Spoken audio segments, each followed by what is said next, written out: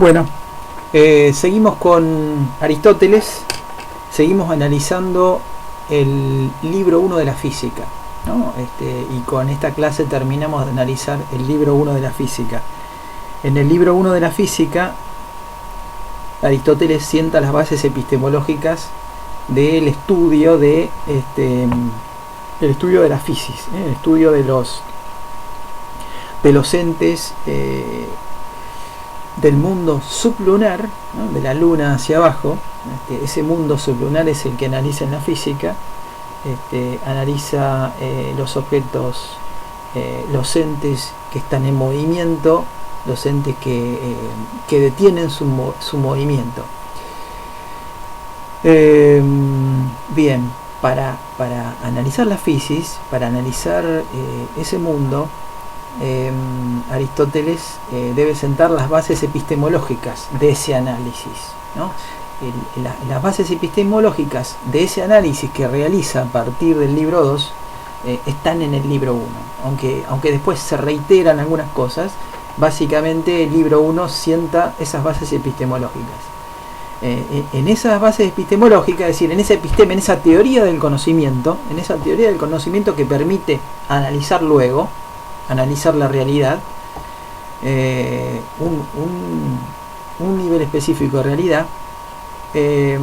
Aristóteles en ese libro 1 realiza una crítica de autores anteriores, ¿no?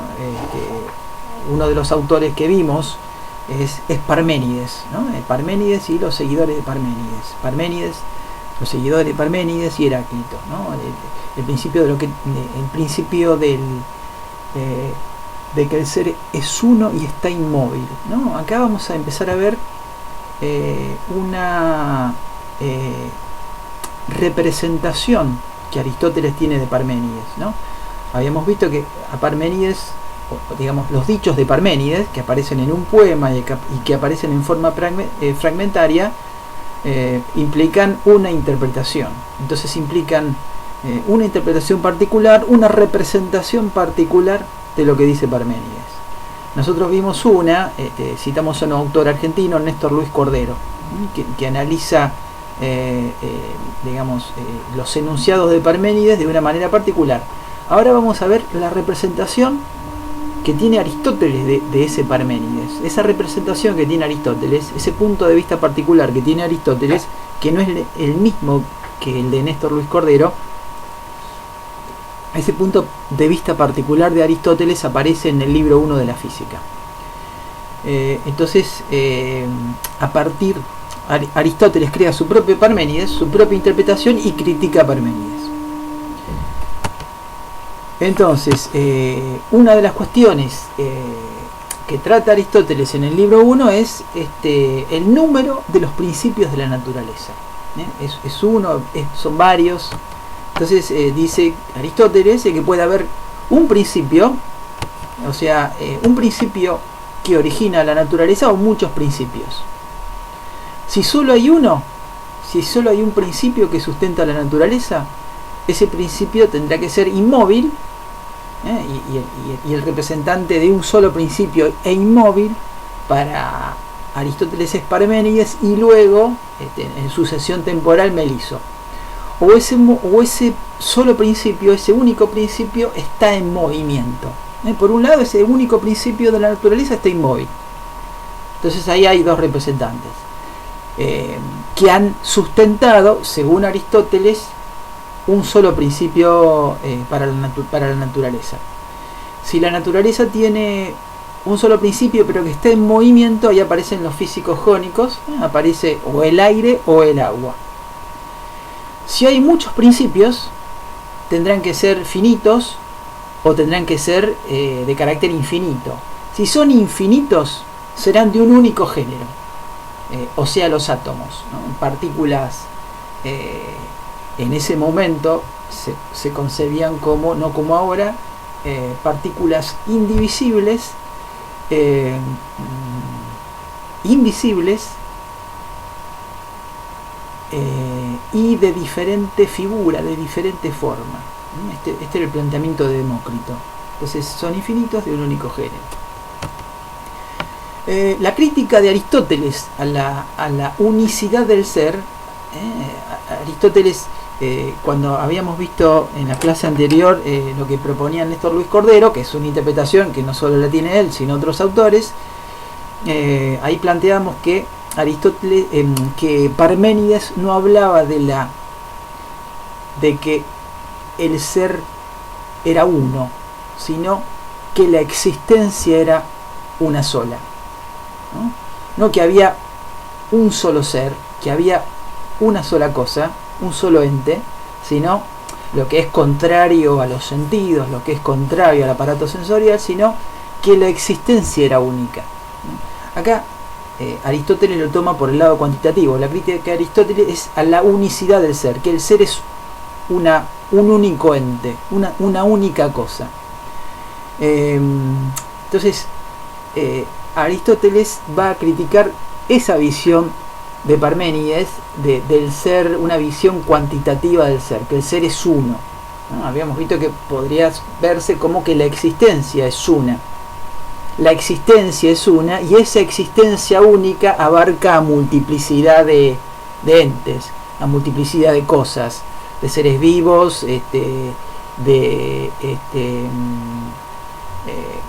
cualquier tipo de ente. Entonces, en una perspectiva, la que habíamos visto hasta ahora en clases anteriores, es, sobre todo la clase anterior, es que había una única existencia, y que esa única existencia atravesaba una multiplicidad de entes. Por ejemplo, los distintos seres humanos, ¿no? Una única existencia que atraviesa multiplicidad de entes. Esa es una forma de ver lo que planteaba Parménides. Aristóteles está planteando otra cosa, lo está interpretando desde el punto de vista de que hay un único ser, no solo una única existencia, sino un único ser, un único ente verdadero. Esto choca a los sentidos, ¿no? Porque hay, digamos, es mucho más fácil plantear que la existencia es única y que atraviesa muchos seres, muchos entes, que plantear que hay un único ente. Entonces, la crítica de Aristóteles a la unicidad del ser se basa en la forma en la que Parménides y sus seguidores utilizan el verbo ser para hacer afirmaciones sobre la naturaleza. Es decir, lo que va a hacer Aristóteles es, digamos, a pesar de que para Aristóteles el aparato sensorial es fundamental, o sea, el conocimiento empieza a partir del aparato sensorial, a partir de lo que pueden captar los sentidos. La crítica a Parménides no va a ser a partir del aparato sensorial, que digamos que demostraría rápidamente que no hay un único ente, no hay un único ser, sino que hay multiplicidad de seres. Hay multiplicidad y diversidad de seres. Entonces no lo va a plantear de ahí, sino lo va a plantear centrándose en los modos en los que se dice el ser, ¿no? Los modos en los que se dice el ser, los modos en los que se dice la existencia. Entonces va a plantear que no hay un único modo en el que se dice la existencia. Entonces lo que Aristóteles va a criticar es el modo de decir de Parménides, el modo de expresar el ser de Parménides. Esa sería la crítica que va a hacer. Sí, recuerden que estamos en la representación, en la versión de Sócrates, de Aristóteles sobre Parménides. Para Parménides, entonces, en esta versión, el ser es único, imperecedero, inengendrado e indivisible. La base de la tesis de Parménides es que ser y uno tienen un solo significado. En la versión anterior de Parménides es una única existencia. Acá ser y uno tienen un solo significado. Dado que ser, va a decir Aristóteles, dado que ser tiene multiplicidad de significados, o sea, hay distintos modos de hablar de la existencia, hay distintos modos de hablar de ser, hay que preguntarse a cuál significado de ser se refieren quienes afirman que el ser es uno. ¿no?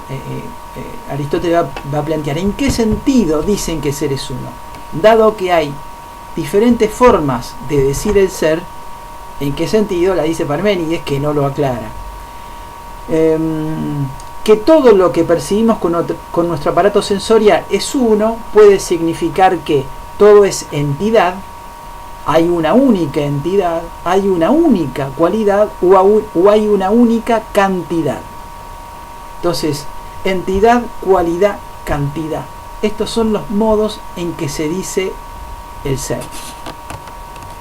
Si todo, va a decir Aristóteles, si todo es una entidad única, entonces, si lo vemos, o sea, la cuestión del ser se puede ver desde 3 puntos de vista: entidad, cualidad y cantidad. Estas son algunas de las categorías de Aristóteles que vamos a ver ahora. Entidad, cualidad, cantidad. Entonces, lo que va a decir Aristóteles es, bueno, a ver, el ser se puede decir de diferentes maneras. ¿De qué manera lo está diciendo Parménides? Empieza por ahí. Entonces, si todo es una entidad, si lo que afirma Parménides es que el ser es una única entidad, entonces todos los caballos serán un único caballo. Entonces, los diferentes caballos singulares serán un único caballo, una única entidad. O todos los hombres, Juan, Pérez, Marcelo, serán un único hombre. Hombre y caballo son ejemplos de lo que entendemos como entidad. En realidad, ¿qué está diciendo Aristóteles, ¿no? Dentro de la entidad hombre significa que hay hombres singulares diferentes. Hay una entidad hombre, pero está representada por hombres de diferente tipo. Entonces, hombre y caballo son ejemplos de lo que entendemos como entidad. Si ser se refiere a la cualidad, todo será blanco o caliente, o rojo o frío, porque estas son cualidades. O sea, en el primer caso lo que está diciendo es, si todo fuera una entidad, si lo vemos desde el punto de vista de la entidad, habría un único caballo, habría un único hombre, si la entidad fuese única. Si ser se refiere a la cualidad, habría una sola cualidad. O sea, todo sería blanco, o todo sería caliente, o todo sería rojo, o todo sería frío. Estas son tesis diferentes, dice Marcelo Boeri, e imposibles de sostener. Porque si hay entidad, cualidad y cantidad, estén o no separadas entre sí, habrá una multiplicidad de cosas existentes. Es decir, hay más de una entidad. Dentro de los hombres hay más de una entidad, dentro de los equinos hay más de una entidad. Si ser se refiere a la cualidad, también habrá más de una cualidad. No todo es blanco, no todo es caliente, no todo es rojo, no es todo es frío. Aristóteles critica las tesis de Parménides desde un esquema categorial que presupone natural. Es decir, que presupone como de uso común para todos los hablantes de cualquier lengua. Esto lo plantea Mauricio Beaujot, Ensayos marginales sobre Aristóteles, en un capítulo que se llama Las categorías. Es decir, ¿qué está diciendo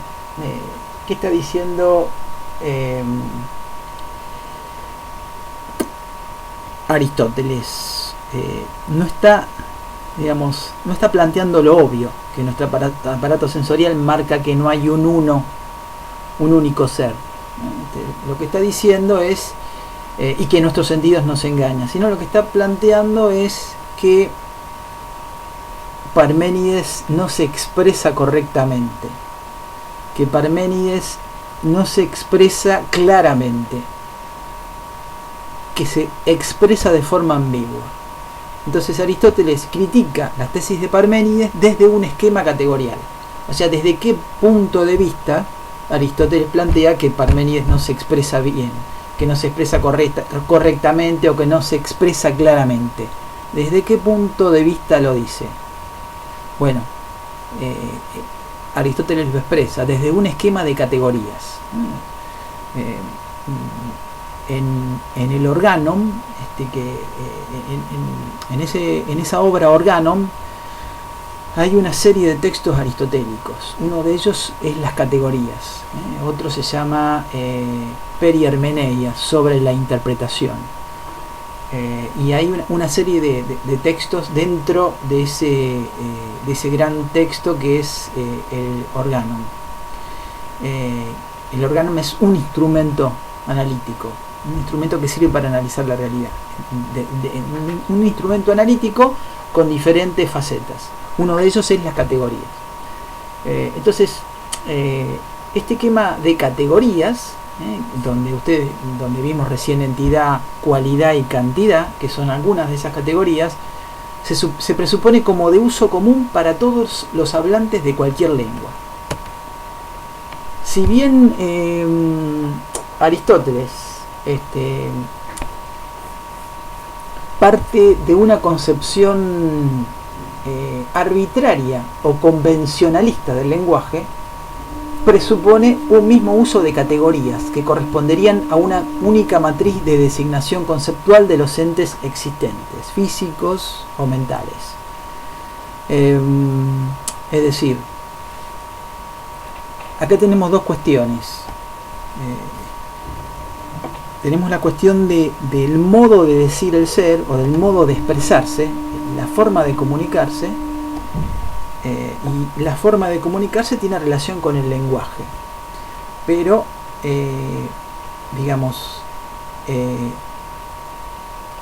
está el lenguaje, está la realidad y está el pensamiento. Es decir, por un lado tenemos, imagínense tres conjuntos, ¿no? Por un lado tenemos lo que Aristóteles llama entidades mentales o palabras mentales, ¿no? ¿Qué son las palabras mentales? ¿A qué le llama palabras mentales? Llama palabras mentales a las palabras que se forman en el pensamiento. Serían las imágenes que tenemos en el pensamiento, los conceptos, los juicios, los sentimientos. Es decir, para Aristóteles, y no para todos, es posible pensar antes de expresar ese pensamiento en el lenguaje. O sea, es posible un pensamiento independientemente del lenguaje. Es posible pensar, es posible formar palabras mentales, formar conceptos mentales antes de ser expresado en el lenguaje, en voz alta o en voz baja, digamos. Hay un pensamiento independientemente del lenguaje. Esta es la propuesta de Aristóteles.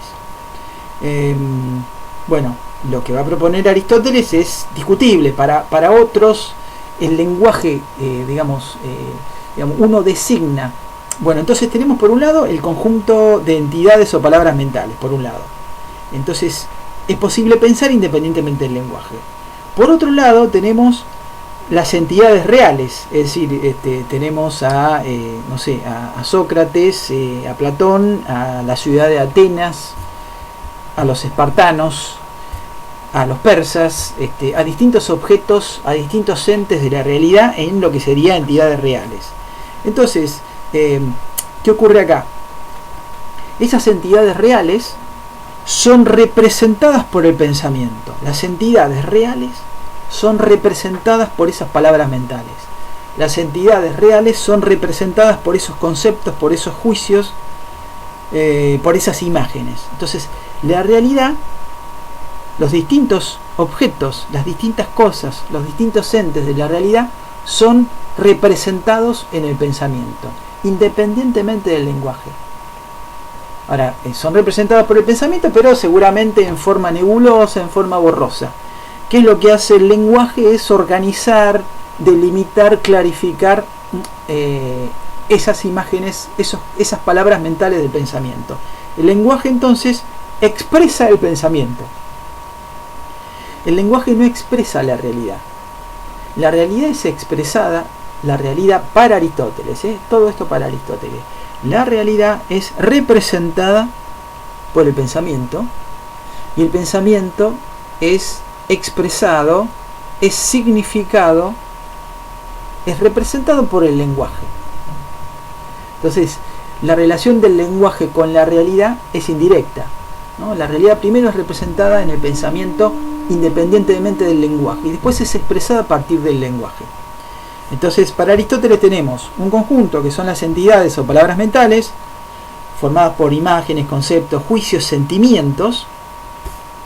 Por otro lado, las entidades reales. Y por otro lado, lo que algunos autores llaman estado de cosas inexistentes. Es decir, algunas cosas no están en la realidad, pero sí hay imágenes mentales de ellas. Por ejemplo, el concepto de unicornio. No hay un unicornio, o sea, un caballo con un cuerno y con alas. Eso no existe. Una montaña de oro tampoco existe.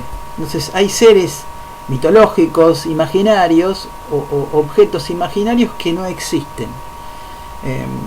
Entonces, pero digamos, no existen en la realidad, no son una representación del conjunto de entidades reales, sino que están en el pensamiento, sino que están en la imaginación y también pueden ser expresadas por el lenguaje.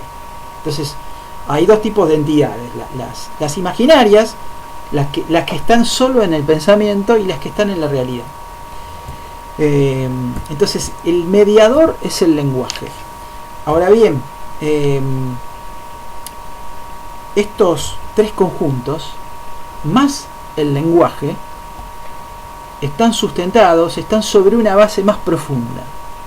Esa base más profunda son las categorías del ser, son las categorías de Aristóteles.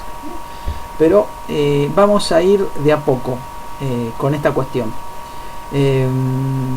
Digamos, Aristóteles, el desarrollo de la obra aristotélica, como cualquier obra de un científico, grupo de científicos, es zigzagueante, no tiene una organización que se desarrolla sin problemas desde el principio. Entonces, vamos primero por la cuestión del lenguaje. Para Aristóteles tiene una concepción particular del lenguaje, que es la concepción que llamaríamos arbitraria o convencionalista del lenguaje. O sea, presupone un mismo uso de categorías que corresponderían a una única matriz de designación conceptual.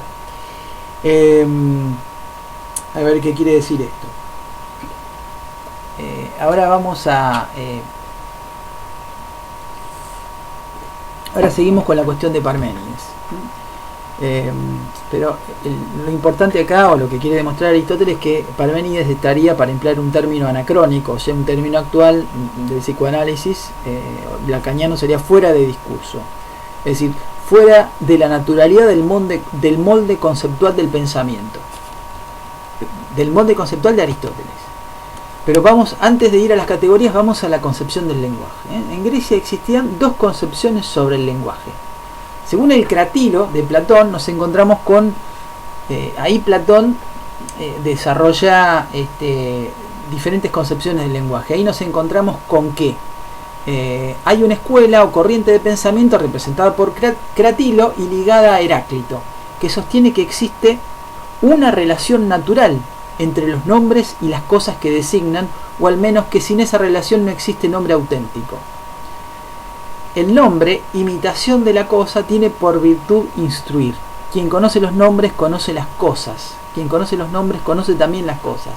Es decir, ¿qué es lo que...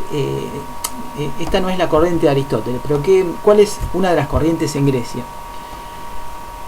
¿Cuál es una de las corrientes de los filósofos en Grecia? Que hay una adecuación natural entre el lenguaje y las cosas de la realidad.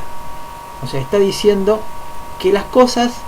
que el nombre que se le da a las cosas es una designación natural, o sea, las cosas no pueden llamarse de otra manera. El árbol se llama árbol por una adecuación natural entre los sonidos de esas sílabas y el objeto que se designa como árbol. Entre los nombres y la forma, entre las cosas y la forma de nombrarlas, hay una relación natural. Las cosas solo pueden ser de esa manera y no de otra. Solo pueden nombrarse de esa manera y no de otra manera. Entonces, quien conoce el lenguaje, quien se maneja bien en el lenguaje, describe bien la realidad, porque los nombres se adecúan naturalmente a las cosas. Bien, esta es una concepción del lenguaje. La segunda corriente o escuela está representada por Demócrito, ese filósofo atomista, ese físico atomista del que hablamos hace un rato. Entonces, ¿qué va a plantear Demócrito? Y esta va a ser la corriente que va a adoptar Aristóteles. La atribución de los nombres proviene de lo arbitrario, es materia de ley, de institución y de convención. Es decir, las cosas se nombran de una manera o de otra. O sea, árbol en castellano se dice árbol, árbol en inglés se dice de otra manera, en ruso se dice de otra manera, en francés se dice de otra manera. Es decir, es arbitrario. La forma de designar las cosas es arbitraria. Podría ser de una manera, podría ser de otra manera, podría ser de otra manera diferente. Entonces, entre las cosas y la forma de nombrarlas hay algo que no corresponde al orden de lo natural, que no corresponde al orden de la necesidad, sino corresponde al orden de lo arbitrario, corresponde al orden del azar. Podría nombrarse de una manera o de otra. Esta es la postura que adopta Aristóteles. Entonces el lenguaje sería producto de la convención humana, ¿no? La circulación sanguínea del cuerpo forma parte de la naturaleza. En la primera concepción del lenguaje, el lenguaje sería tan natural como el sistema circulatorio sanguíneo. Sería tan natural como la forma de circular la sangre. Sería tan natural como la fisiología del cuerpo humano, como la fisiología de cualquier cuerpo vivo. En la segunda concepción del lenguaje ya no es natural, es artificial. ¿Por qué? Porque es producto de la cultura, producto de la convención humana. La cultura es producto de la convención. O sea, nuestro aparato circulatorio y respiratorio es igual en cualquier ser humano, de cualquier cultura. El sistema de leyes difiere. En todas las culturas todas las culturas tienen una constitución diferente, tienen un sistema legal diferente.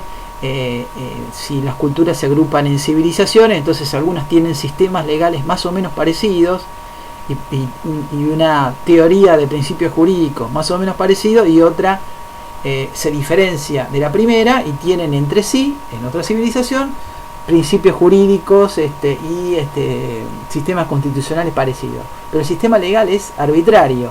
Cada Estado-nación tiene un sistema legal diferente. Cada provincia, en el caso nuestro, tiene un sistema legal específico. Cada ciudad tiene reglamentos específicos.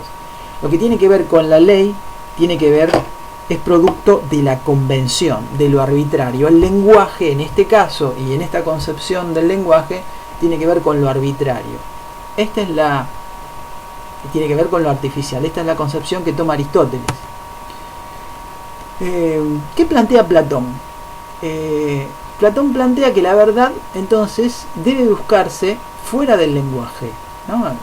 Dado que hay tanta polémica en cuanto a las características del lenguaje, la verdad debe buscarse en la intuición de las esencias. Así lo expresa Todorov-Ducrot. Los remito a la introducción a la República de Conrado Eggersland. Ahí,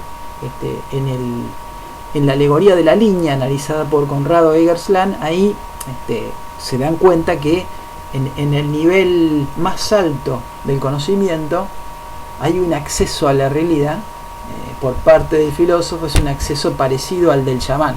Hay un contacto con la realidad, independientemente del lenguaje. Hay una intuición de las esencias, hay un contacto con la realidad no mediado por el lenguaje.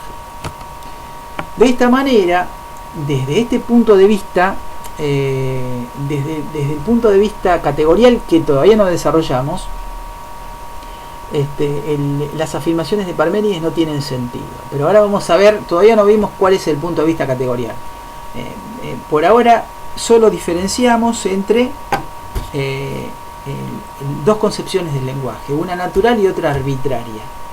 Aristóteles va a elegir la arbitraria, la convencional. Sin embargo, si para Aristóteles el lenguaje es arbitrario, si para Aristóteles las cosas pueden ser nombradas de diferente manera y el acto de nombrar es convencional, o sea, es un acuerdo entre los hombres, y en tanto es un acuerdo entre los hombres, tiene que ver con algo arbitrario, no hay un acuerdo para que la respiración, para que el sistema circulatorio sea de una manera o de otra. No hay un acuerdo, es así, forma parte del orden de lo necesario. En cambio, para que una cosa se nombre de una manera o de otra, hay un acuerdo. Si hay un acuerdo, hay política, es arbitrario. Entonces, la concepción del lenguaje de Aristóteles es artificial, es arbitraria. La concepción del lenguaje.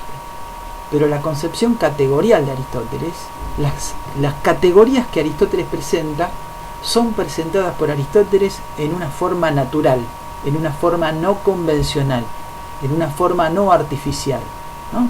Entonces ahí hay una diferencia entre cómo concibe el lenguaje Aristóteles y cómo concibe las categorías Aristóteles. Las categorías las concibe en una forma naturalista.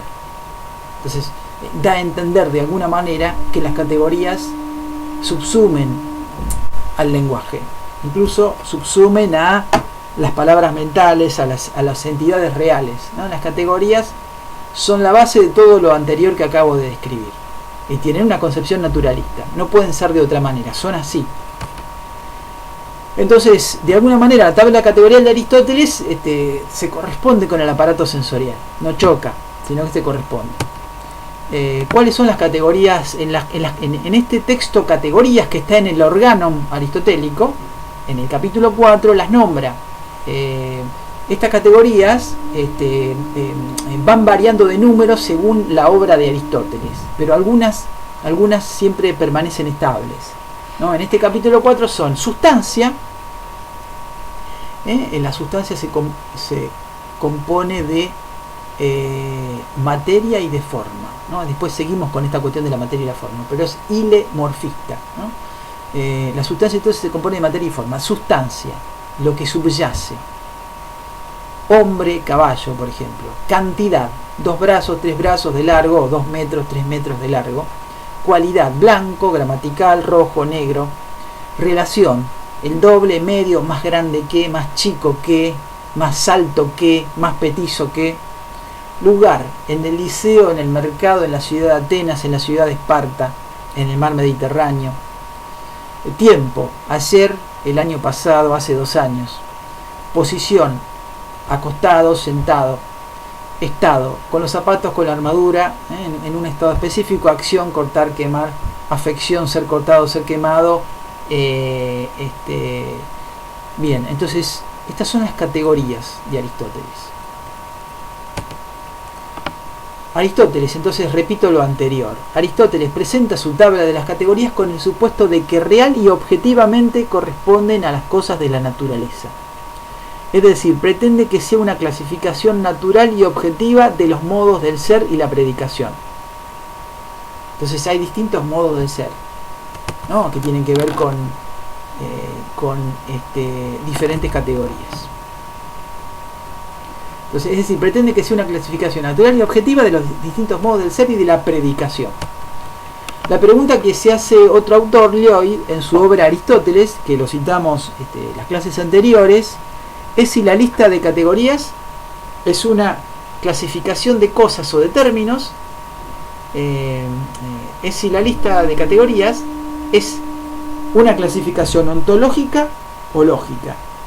Es decir, es solo una clasificación de carácter lógico, o además está clasificando la existencia, o además está diciendo que la realidad se clasifica de esa manera.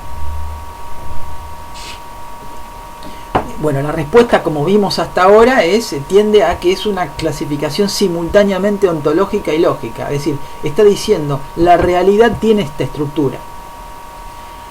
nosotros nos comunicamos cuando hablamos, no como Parménides, sino como esa tabla categorial.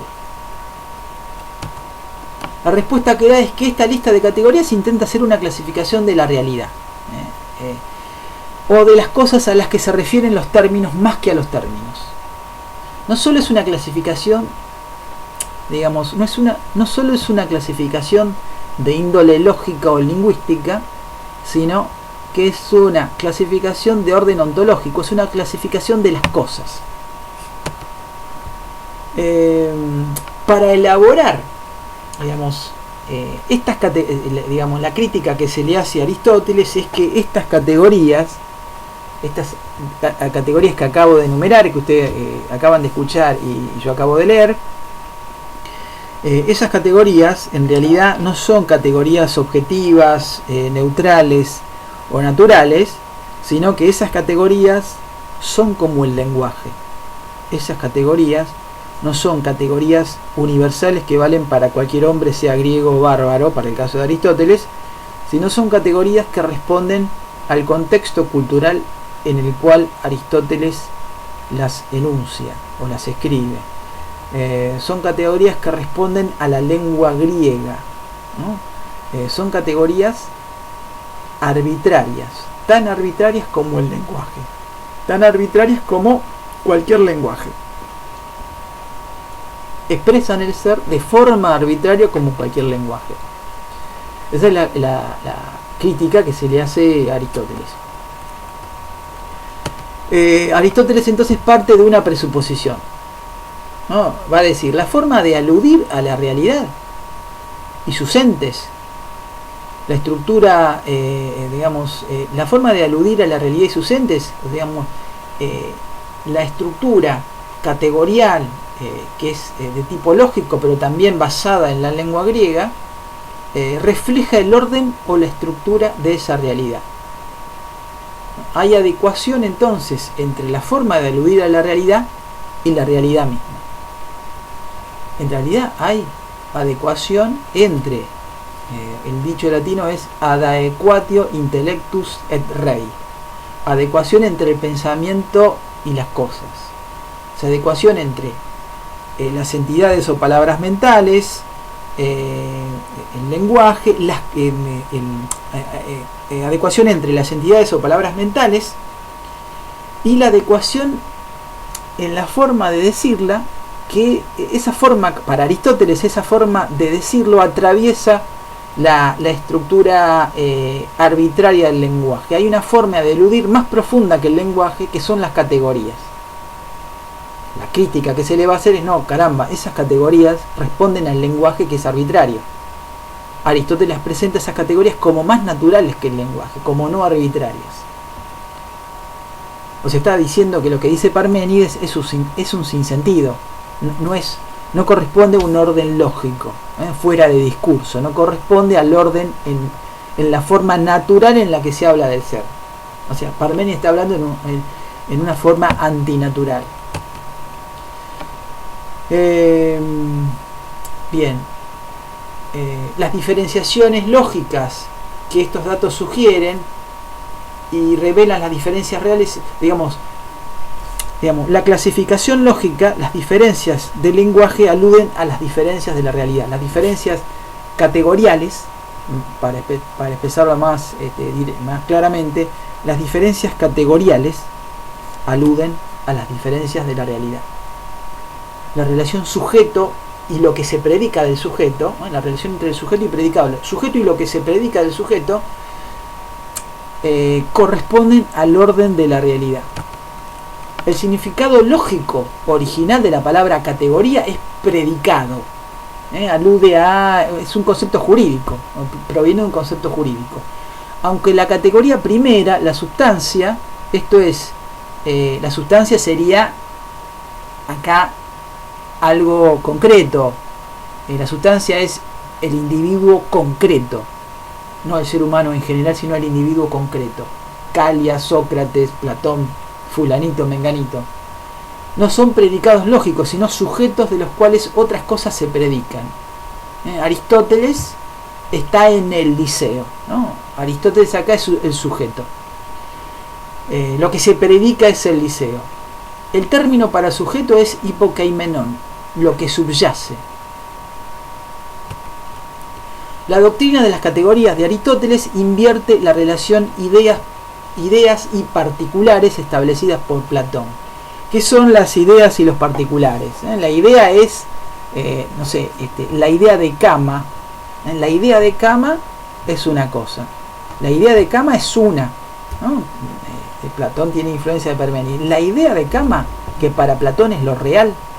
El mundo de las ideas para Platón es el mundo de lo real, y el mundo de los particulares, el mundo suprasensible, es el mundo con una realidad y con un tipo de conocimiento rebajado, desvalorizado por Platón.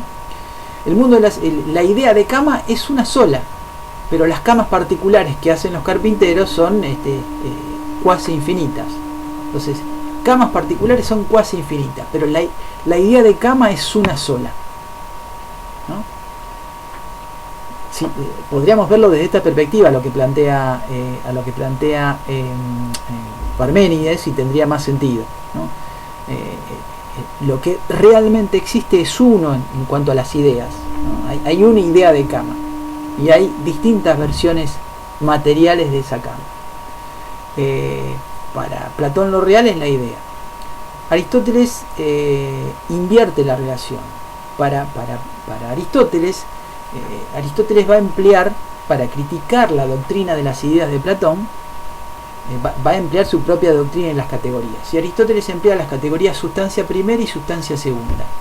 Y el mecanismo de esta utilización, el mecanismo de la utilización de estos dos conceptos, sustancia primera y sustancia segunda, invierte la relación idea y particular platónico, o sea, idea de cama y diferentes camas, para dar el ejemplo. Para Aristóteles primero no es la idea de cama. Para Aristóteles primero es la cama particular de cada carpintero, las distintas camas particulares. A esto lo llama sustancia primera. Para Aristóteles lo primero, lo fundamental, no es la idea de cama. Esa no sería la sustancia primera, para emplear el lenguaje en la categoría aristotélica.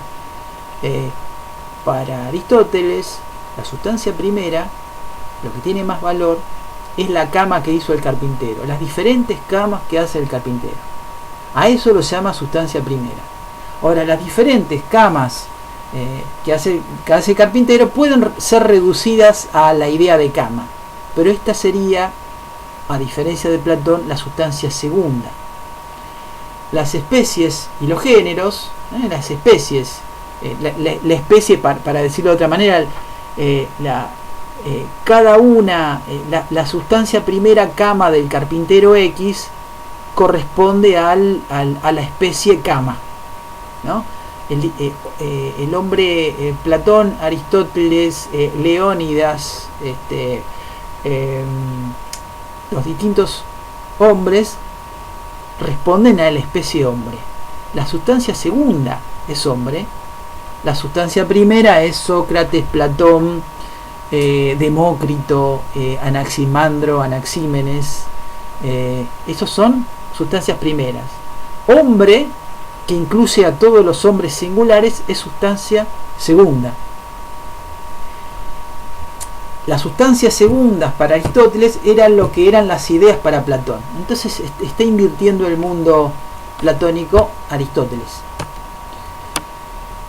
En contra de la doctrina platónica, Aristóteles sostiene que los individuos son sustancia en sentido estricto. Es lo más real, para decirlo en una forma salvaje, ya que son sujetos de todas las cosas y el resto son predicados, ¿no? En las categorías de Aristóteles, una forma de verlo, no es la única, pero una forma de verlo, en la categoría de sustancia, ahí hay un individuo concreto de carne y hueso, ¿no? De ese individuo se predican cosas. Sócrates es inteligente, ¿no? Se predican cosas de cada individuo, de cada sujeto. Bien, entonces para la clase que viene entramos directamente en el libro 2 de la física. En eso entraríamos la clase siguiente. Bueno, esto es todo.